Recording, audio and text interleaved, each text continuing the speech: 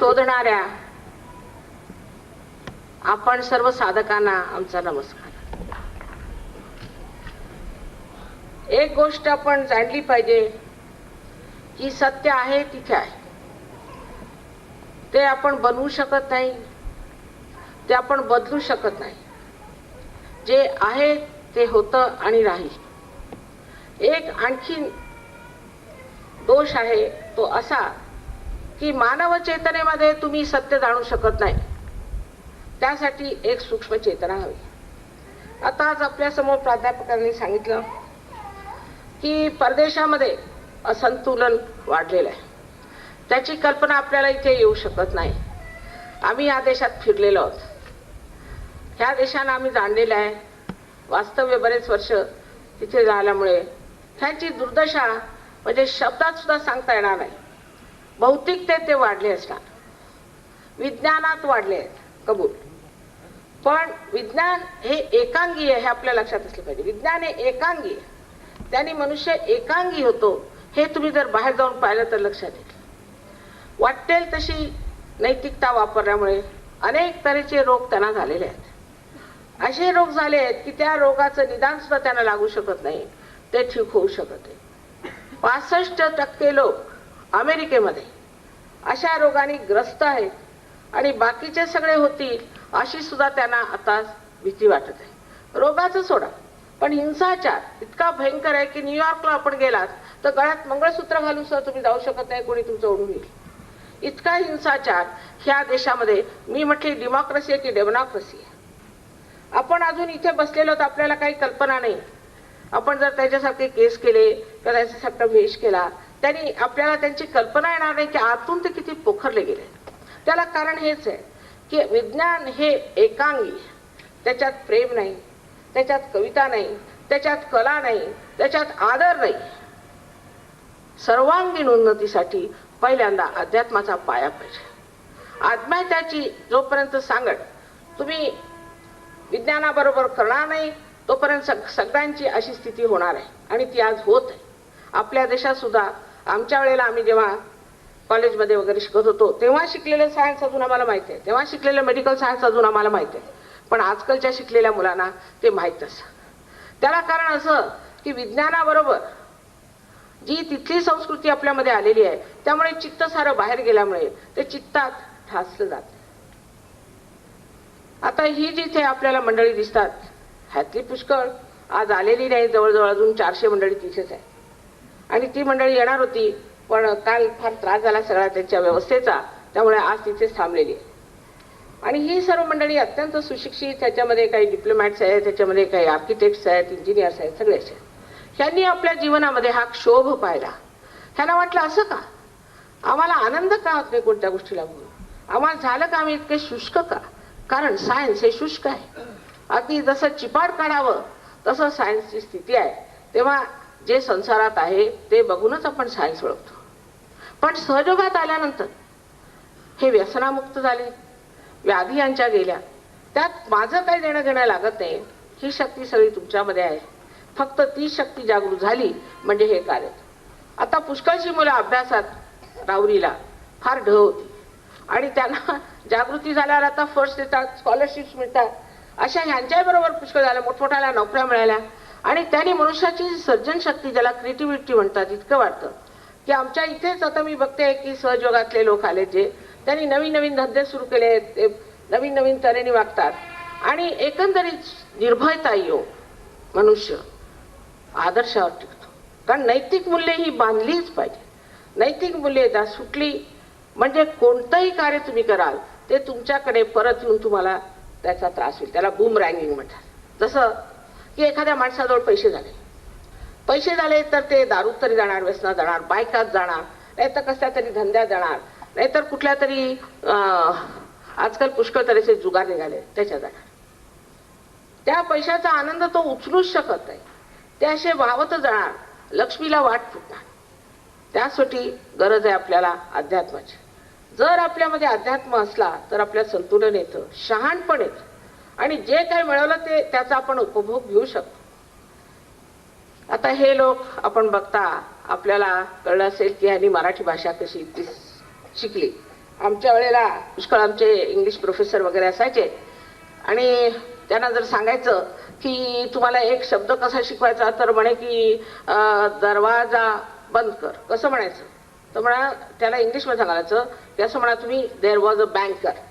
मग त्याच्या डोक्यात ते घुसायचं. नाहीतर दरवाजा बंद कर हे सुद्धा म्हणणं त्यांना कठीण जात असे. आणि आता बघा आपल्यासमोर यांनी मराठीत गाणी म्हटली. संस्कृताचे आदिशंकराचार्यांनी जे सौंदर्य लहरी लिहिले आहे इतकं स्पष्ट गातात हे. आपले हिंदुस्थानी गाऊ शकणार नाहीत, भारतीय लोक इतकं चांगलं गाऊ शकणार नाही, इतकं सुंदर गातात. हे झालं कसं? ह्या इतक्या भाषा यांच्या तोंडात आल्या कशा? आत्म्याचा प्रकाश.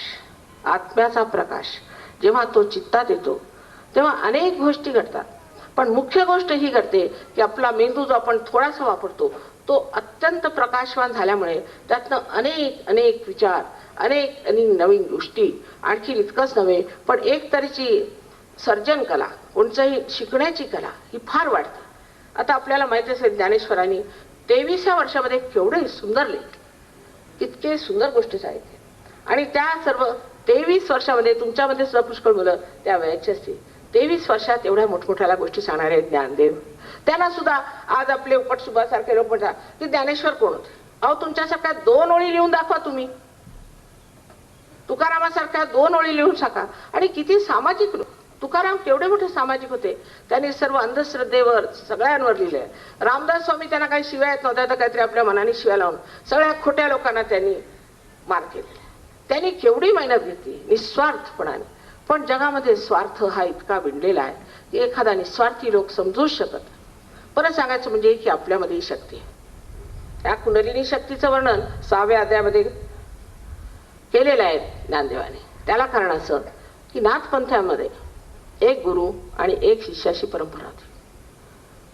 ती मोडली कोठे तर ज्ञानदेवानी आपले जे गुरु निवृत्तीनाथ त्यांचे भाऊ त्यांना म्हटलं की दादा मला एवढी परवानगी द्या की ही जी काही आपल्याला मिळालेलं आहे निदान ह्याच्याबद्दल लोकांना सांगू द्या, सगळ्यांना सांगू द्या, फक्त सामाजिकतेला उतरू द्या ह्याला.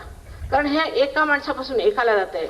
आपण आनंद उचलतो, आनंदाच्या डोही म्हणून गाणं म्हणतो, ह्यांच्या काय डोक्यात जाते का? कुणाला समजतं तरी का आपण काय बोलतोय? आणि म्हणूनच हे लोक आपला छळ करतात. तर निदान सांगू तरी द्या की कुंडलिनी काय. तर जेव्हा कुंडलिनीचं वर्णन 6व्या अध्यायात 12व्या शतकात त्यांनी केलं तेव्हा धर्ममार्तंडांनी सांगितलं की नाही हे निश्चित आहे. कारण त्याला त्यातलं काही गम्यच नव्हतं. त्यातलं काही गम्य नसल्यामुळे कुंडलिनी म्हणजे निश्चित आहे असं सांगितल्यामुळे सगळं काही अगदी काळोखात गेलं. कुणी सुद्धा त्याचा विचार केला नाही हे काय. तेव्हा आपण जेव्हा सायन्स शिकतो तेव्हा लक्षात ठेवलं पाहिजे. जर आपल्याला सायन्स शिकणारी ती मुलं असतील तर त्यांनी केमिस्ट्री वाचली असेल तर पिरियॉडिक जर तुम्ही टेबल पाहिला तर आश्चर्य वाटेल किती सुसंगत सगळ्या वस्तू बनवलेल्या आहेत. फिजिक्समध्ये एक एक जर तुम्ही पाहिलं तर हे बनवलं कुणी? आता एक साधी गोष्ट, ही फुलं बघा इथे तुम्ही पसरली, ही फुलं बघा. एका बीपासून ही फुलं तयार होतात. कशी होतात? कोण करतंय? ही कोणची शक्ती आहे जे हे सर्व कार्य करते? हे सगळं हिरवगार झालेलं आहे. हे कशा म्हणत? ही पृथ्वी अशी दिसते, हे बी हे असं दिसतं, हे कसं होतं? आपण विचार सुद्धा करत नाही कारण ही जिवंत क्रिया. आपण जिवंत क्रिया करू शकत नाही म्हणून आपलं लक्ष जिवंत क्रियेकडे नसतंच. आपण म्हणतो राहू जिवंत क्रिया आपल्याला जमत नाही ना, सोडा ते जमत नाही. आता डॉक्टर सुद्धा ऑटोनॉमस नर्वस सिस्टम म्हणतात म्हणजे स्वयंचालित. पण हा स्वयं कोण आहे? अहो जर आपण ऑटोमोबाईल म्हटलं तर त्याच्यामध्ये मोटर चालवणारा एक ड्रायव्हर असतो. मग आपल्यामध्ये चालवणारा हा कोण आहे हा प्रश्न आपण जर विचारला तर त्यांना ते माहिती नाही, पण कुणीतरी आहे, तो म्हणजे आत्मा. आता आत्म्याबद्दल त्या संत साधूंनी सांगितलं. आपण संत साधूंवर विश्वास ठेवायचा नाही तर कोणावर ठेवायचा? त्यांचं आयुष्य बघा किती स्वच्छ निर्मळ, त्यांचं चरित्र बघा, त्यांचं कार्य बघा. अशी माणसं आहेत का कुठेतरी? आजकाल सगळे, जिथे मी पुण्याला पहिल्यांदा आले तो मला आश्चर्य वाटलं. मी घर बांधत होते त्यामुळे हाही पैसा खातो, तोही पैसा खातो, तोही पैसा, पण नाव काही जेवतो का नाही की मी पैसाच खात राहतो. हे असले प्रकार आपल्या देशात इतके भयंकर वाढलेले आहेत. आम्ही माझे यजमान आधी लहानपणी आम्ही यंग एज मध्ये कलेक्टर असताना आम्ही कानावर सुद्धा कधी अशी गोष्ट आली नाही की कोणी कलेक्टर की कमिशनर अशा लेवलचे लोक म्हणजे पैसे खाणं म्हणजे अशक्य गोष्ट. आणि त्यावेळचे राजकारणी, आमचे वडील त्यावेळच्या कॉन्स्टिट्युएंट असेंब्लीचे मेंबर होते, तसेच त्यावेळच्या पार्लमेंटचे मेंबर होते. कसलं पैसे खाणं? कुणाच्या डोक्यात सुद्धा हे विचार आले नाहीत.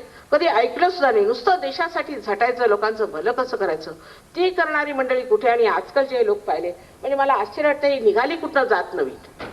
तेव्हा आता तुमच्यावरती अवलंबून आहे, हे तुमच्या तरुण मुलांवर अवलंबून आहे की एक आदर्श घेऊन तुम्ही हे कार्य केलं पाहिजे. पण त्यासाठी अध्यात्माचा पाया पाहिजे. अध्यात्माच्या पायाशिवाय तुमचं चालणार नाही. तुम्ही तसेच होणार, तुम्ही तसेच बेकार होणार. पण जर तुम्हाला खरोखर आपल्या देशाबद्दल कळकळ असेल, आपल्या समाजाबद्दल कळकळ असेल, तर तुम्ही हा अध्यात्माचा पाया मिळवलाच पाहिजे. आणि तुमचीच आहे, तुमचीच कुंडलिनी, तुमचीच आई. प्रत्येकाची वेगळी वेगळी व्यक्तिगत आई आहे, तिला मिळवलं पाहिजे. आणि तिला मिळवल्यानंतर जे काही तुम्हाला लाभ होईल, तुम्हाला आश्चर्य वाटेल की किती तुमच्यामध्ये शक्त्या लपलेल्या आहेत. आता असं समजा की एखाद्या महाराष्ट्राच्या अशा कान्याकोपऱ्यात असलेल्या खेड्यामध्ये आपण गेलो आणि तिथे जाऊन आपण म्हटलं की आम्ही एक हे आणलेला आहे डब्बा, ह्याला टेलिव्हिजन म्हणतात आणि ह्याच्यामध्ये सगळ्या जगातल्या बातम्या येऊ शकतात, नंतर याच्यात तुम्ही ड्रामे बघू शकता, नंतर ह्याच्यात तुमच्यात म्युझिक ऐकायला. ते म्हणजे वा, हे काय डबडं घेऊन आलात तुम्ही, आम्हाला कसं खोटं सांगता. तसंच आपल्याला असं वाटतं की आपण सगळे डबडेच आहोत. पण ह्याचं एकदा कनेक्शन लागू द्या, ह्याचा योग घटित होऊ द्या, म्हणजे ही सर्वीकडे पसरलेली जी सूक्ष्म शक्ती जिने हे सगळं जिवंत कार्य होत आहे, त्या शक्तीशी एकदा संबंध झाल्याबरोबर तुम्ही जिवंत कार्य करू शकता. आता ह्याने रोग बरे झाले, त्यावर सुद्धा लोकांचं म्हणणं आहे काय सिद्ध करू दाखवा. सिद्ध काय करून दाखवायचं? 3 डॉक्टरांना MDच्या पदव्या मिळाल्या दिल्लीला. ज्यांना MDच्या पदव्या मिळाल्या त्यांनी मेडिकलचं तर परिमाण देऊन केलं असेल की नाही. त्याच्यानंतर 2 डॉक्टर्स लंडनला आहेत, त्यांना सायन्समध्ये PhD मिळाली. हे कसं शक्य आहे? आणि बाहेर सगळं कार्य होत आहे. रशियामध्ये तर 400 डॉक्टर सहयोग करतायत आणि 200 वैज्ञानिक, फार अगदी गंभीरपणाने. पण आपल्या देशात अजून काय झालंय माहित नाही, कसला पडदा पडलेला आहे. संतांनी कार्य केलं ते दिसत नाही, त्यांनी मुळात कार्य केलेलं आहे. त्यांनी मुळामध्ये कार्य केलं आहे. एवढं मोठं विश्व जरी वाढलं आणि त्याची मुळं जर त्याला सापडली नाहीत तर कधी ते उलथून पडेल. आणि तसंच झालेलं आहे. हिची मुळं आपल्या देशात आहेत, ह्या आपल्या महाराष्ट्रात आहेत. हा आपला वारसा आहे, तो आपण मिळवला पाहिजे. ही आपली सत्ता आहे. तुम्ही सायन्समध्ये कुठवर जाणार, त्यांच्या पुढे तुम्ही काय. पण तुम्ही अध्यात्मात मात्र प्रगती करू शकता. आणि अध्यात्मात प्रगती केल्यावर सारं जग तुमच्या पायावर येईल. कारण त्यांना ह्याची गरज आहे. त्यांचं सगळं हरवलं, आता नको रे बाबा, ते फार झालं सायन्स. मी सायन्सच्या कॉन्फरन्समध्ये बोलत असताना ते म्हणे माताजी आता सायन्स नको आम्हाला आत्मसाक्षात्कार द्या. फार झालं, कंटाळा आला आम्हाला त्या सायन्स. कारण जे समोर आहे, दृष्टीगोचर आहे, तेच तुम्ही सायन्समध्ये बघता. त्याच्या पलीकडचं जे अध्यात्म म्हणजे विज्ञानाच्या पलीकडची गोष्ट आहे, ती मानवाच्या चेतनेच्या पलीकडची आहे. तुमच्या हातात असताना तुम्ही का मिळवू नये? हा तुमचा वारसा असताना. आणि हे फुकट आहे, ह्याला पैसे किती देणार तुम्ही? अहो, या पृथ्वीत आपण एवढं काढतो, हिला काय पैसे देतो? तिला पैसे समजतात तरी का? हे सगळं फुकट आहे. देवाच्या नावावरती पैसे कमवले, बोंधूपणा करतात, तो कबूल आहे. पण सगळ्याच गोष्टीत करतात आणि देवाच्या नावावर बरा होतो म्हणून करत असतील. पण त्याचा अर्थ असा नाही की देव नाही. परत देव नाही असं म्हणून शास्त्री. तुम्ही आधी पत्ता काढा, देव आहे किंवा नाही. फार तर असं म्हणा आम्हाला माहित नाही देव आहे किंवा नाही.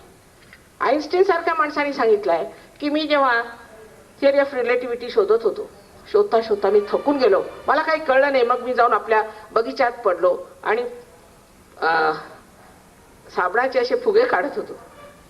सो त्यांचे असे शब्द आहेत इंग्लिशमध्ये, somewhere from unknown the theory of relativity dawned upon myself. कुठून तरी अशा अज्ञात स्थानातून ही माझ्या समोर आली. ह्या लोकांनी देव नाही असं कोणी म्हटलं नाही, न्यूटनने असं म्हटलेलं नाही, कोणत्याही मोठ्या सायंटिस्टने असं म्हटलं नाही की देव नाही. हे काहीतरी उपटसुंब लोक बसून देव नाही. कशाला?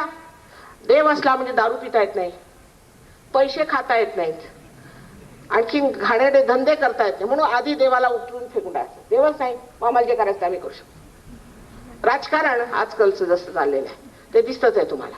मग त्याला देव असला, मग लोक म्हणते अहो तुम्ही देवावर विश्वास ठेवता, मग असं कशाला करता? परवा आम्ही केसरीला जरासं एक लिहून पाठवलं की मी संबंध गीता रहस्य लहानपणी तुमच्या केसरीत तर वाचलं, कारण लोकमान्यांनी सुरू केलं होतं, आणि आता थोडं सहयोग रहस्य लिहा, आता त्या झोंबलं ते. म्हणजे आम्ही काय करत नाही की का?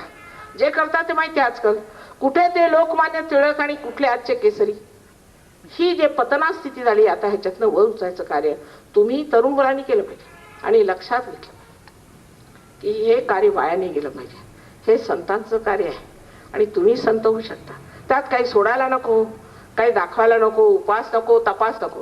ह्याच्यामध्ये जातीभेद, ह्याच्यामध्ये अंधश्रद्धा, हे सगळं जाऊन आज सगळे देश एक झाले. एक देश नाही, अनेक देश एक झालेले आहेत.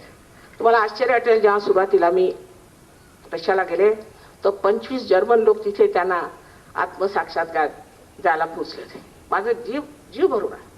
कुठे जर्मन, त्यांनी हजारो रशियन मारले आणि आज हे जर्मन गेले त्या रशियनना आत्मसाक्षात्कार द्यायला. काय प्रेमाचा महिमा म्हणा, काय स्थिती म्हणा, अगदी कमालीची गोष्ट आहे.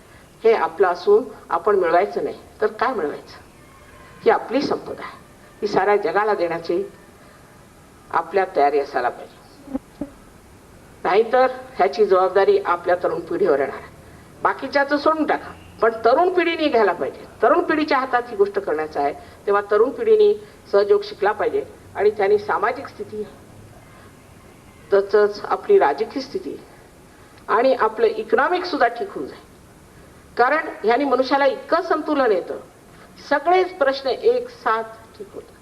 तेव्हा कृपा करून हे लक्षात घेतलं पाहिजे की त्यांच्या संस्कृतीतलं जे चांगलं आहे ते हे की सगळे गावचे पाणी पिऊन शेवटी इथे आले.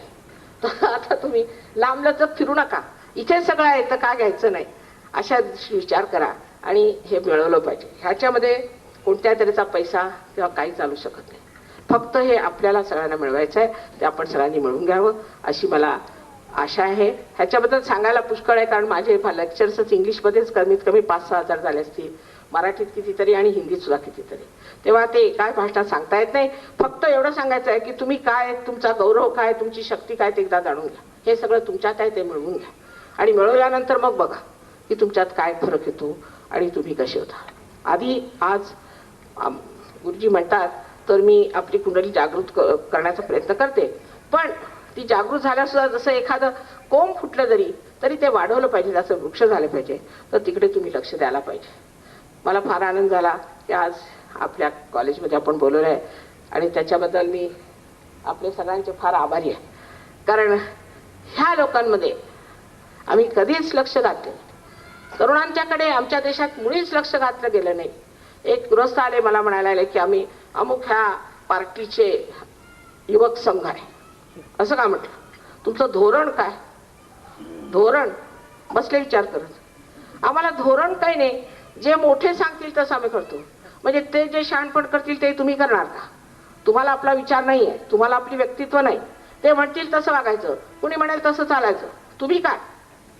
तुम्ही त्यांच्या हात कळसूत्रे भावले. तेव्हा त्यांच्या डोक्यात प्रकाश पडला.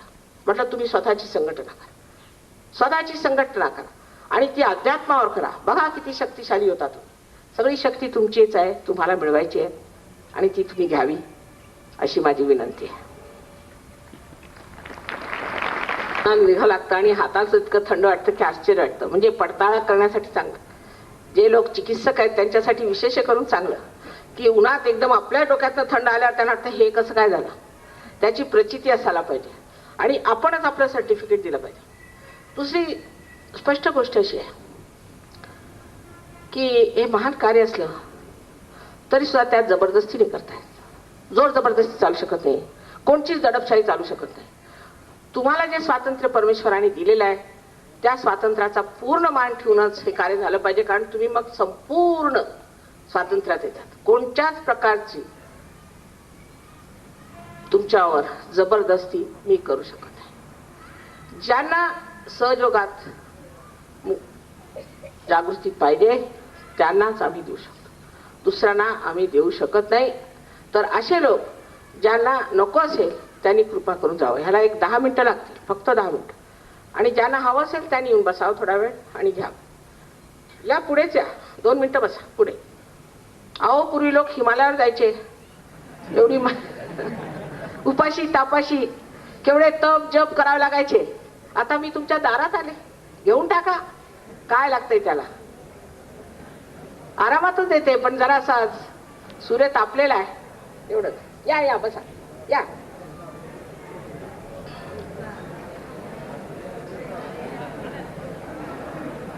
इकडेच बसा, इकडे पुष्कळ झाली सावली. या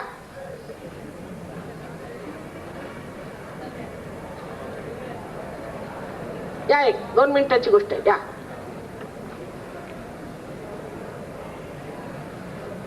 रामदास स्वामींना एकदा विचारलं की कुंडलिनी जागरणाला किती वेळ लागतो, तर त्यांनी स्पष्ट सांगितलं तत्क्षण त्याच वेळेला कुंडली जागरण होतं. पण तसा देणाराही पाहिजे आणि घेणारा पाहिजे. अहो खाली या, कशाला उभे बघत या.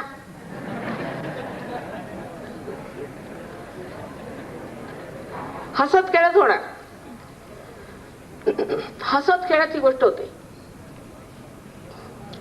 स्वतःची थोडी कदर पाहिजे, फक्त स्वतःची कदर पाहिजे, स्वतःच्या बद्दल मान पाहिजे, स्वतःबद्दल प्रेम असलं पाहिजे, झिडकारायचं नाही स्वतःला. तर ह्याच्यातली पहिली जी अट आहे ती अशी आहे की आपल्याला आपल्याबद्दल मान असला पाहिजे. मागचं सगळं विसरून जायचं. मी काही दोष केला नाही हे लक्षात आणलं पाहिजे. मी कधीच कोणताच दोष केलेला नाही हे आता आहे असं आपल्या मनात ठेवलं पाहिजे. जर तुमच्या डोक्यात असं असेल की आम्ही फार दोषी आहोत, आणि आजकाल पुष्कळ लोक असेही आहेत सांगायला की तुम्ही पापी आहात वगैरे, ते स्वतः पापी आहेत असं जे सांगतात ते स्वतः पापी. तुम्ही मानव आहात, आणि मानवाने जर चुका नाही करायच्या तर काय परमेश्वर चुका करणार आहे? तेव्हा सगळं मागचं विसरून जायचं. माझी काही चूक नाही अशी ही पहिली अट. मी दोषी नाही ही पहिली अट. अहो तुम्ही परमेश्वराच्या साम्राज्यात जाणार ते काय तुम्ही जेलमध्ये थोडी घातलं जाणार तुम्हाला. दुसरी गोष्ट म्हणजे सगळ्यांना एक साथ क्षमा करायची, एक साथ. म्हणजे ह्यानी मला असं म्हटलं किंवा त्याने असं म्हटलं किंवा ते काही लक्षात घ्यायचं नाही, कोणाचाही विचार करायचा नाही, व्यक्तिगत विचार करायचा नाही, एक साथ सगळ्यांनी क्षमा करून टाकायची सगळ्यांना. आता कोणी म्हणेल कठीण आहे, क्षमा करा अथवा नका करू. तुम्ही करता काय? काहीच करत नाही. म्हणजे काहीतरी मिथ्या गोष्ट आहे ना त्याच्या मागे. तुम्ही कशाला आपलं डोकं खराब करता? अहो ज्यांनी तुम्हाला त्रास दिला त्याची तुम्ही आठवणच काढू नका. त्या सगळ्यांना एक साथ तुम्ही क्षमा करून टाका. पहिली गोष्ट मी सांगितली की सगळं आपलं मागचं विसरून जा, स्वतःला क्षमा करा. दुसरी गोष्ट म्हणजे सगळ्यांना क्षमा करून टाका. तिसरी गोष्ट आत्मविश्वास असायला पाहिजे. मला आत्मसाक्षात्कार होईलच, कारण मी या महाराष्ट्रात जन्मलेला, ह्या संतांच्या भूमीत जन्मलेला, आणि मी इथला रहिवासी आहे. मला आत्मसाक्षात्कार होईलच ही पूर्ण श्रद्धा आपल्यावर ठेवा, त्यात शंका करू नये. बर, आता अगदी सोपं कार्य आहे, फार सोपं आहे. विशेषतः महाराष्ट्रात फार लवकर घटित होतं. आपण सगळे लोक माझ्याकडे असा हात करून बसा. ह्या हातालाच तुम्हाला चैतन्य लागेल. जे चैतन्य हे सर्व कार्य करते आजपर्यंत आपण जाणलं नाही, ह्या हाताला लागेल. अशा ठेवायचे. आणि आता डोळे मिटा, फक्त डोळे मिटा. डोळे मिटायचे. चष्मा असेल तर काढून घ्या आणि डोळे मिटवा. 1 मिनिट चष्मा काढून आरामात दोन्ही अशा हात करून बसा.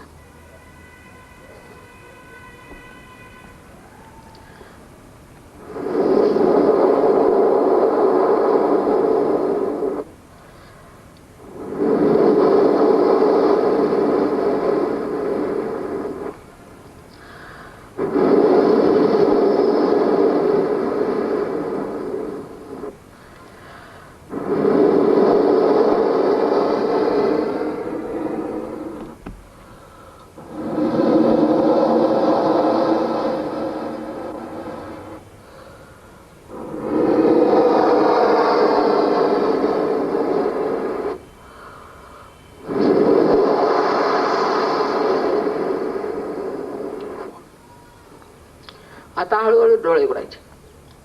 हळूहळू. उजवा हात माझ्याकडे. टोप्या काढून घ्या. टोप्या काढून. आईकडे काही टोप्या नको. उजवा हात माझ्याकडे. डोकं असं मान अशी वाकून घ्या. आणि हे इथे ब्रह्मरंध्र आहे जिथे टाळू असते तिथे, त्याच्यावरती डावा हात असा ठेवायचा. अदांत्री. अदांत्री हात ठेवून बघा की आपल्या डोक्यातनं गरम किंवा थंड काहीतरी येत असेल. आधी कदाचित गरम येईल, मग थंड येईल. बघा आपल्याच स्वतःच तुम्ही सर्टिफिकेट द्यायचं स्वतःच. मान वाकवली पाहिजे. मान वाकवल्याशिवाय नाही. मान वाकून बघा. बर, आता डावा हात माझ्याकडे करा. आता बघा मान वाकून बघा.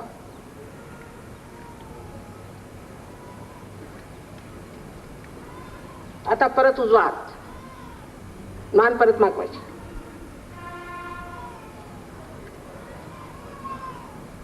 कोणाकोणाला फार दूर येणार, कारण काही काही पुण्यात्मक पण आहेत.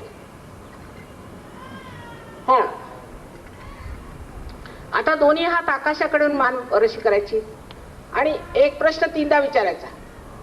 श्री माताजी हे ब्रह्मचैतन्य आहे का, हा प्रश्न विचारा. किंवा श्री माताजी ही परमेश्वराची प्रेमशक्ती आहे का, असा विचारा. बघा एकदम वारा सुरू होईल. वर हात करा 3दा.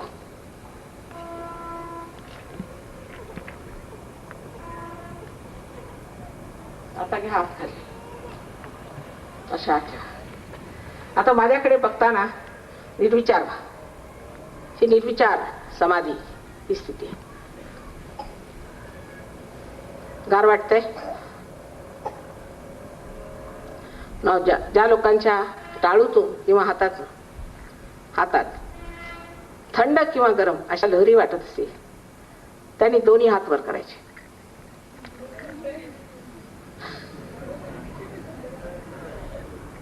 सगळे झाले, तुम्ही संत झाले. सगळ्या संतांचा आम्हाला नमस्कार. ह्या वयात संत झाले तर पुढल्या वयात काय होणार, तुम्ही कुठे पोहोचणार आहेत. पण लक्ष द्यायला पाहिजे, ह्याचे वृक्ष तयार झाले पाहिजे.